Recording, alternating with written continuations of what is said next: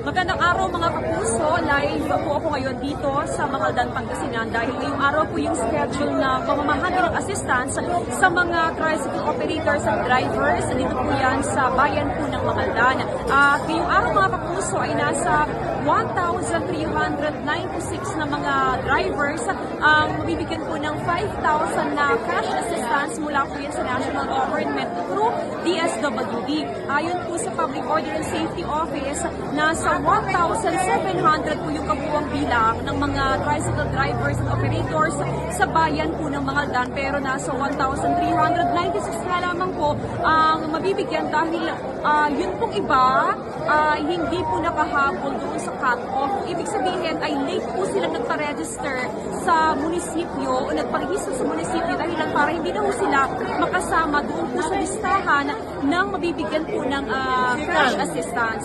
Samantala ayon po sa POSO, possible daw na mabigyan pa o magkaroon pa ng second tranche para naman mabigyan din po ng assistance yung iba na hindi po nakahabol na mabigyan ngayong araw. Bukod po sa Makaldan ay tuloy-tuloy din po yung pamamahagi ng cash assistance sa iba't ibang mga bayan. Dito po yan sa Region 1. Ako pa rin po si Jasmine Gabriel Galban ng GMA Regional TV at GMA News.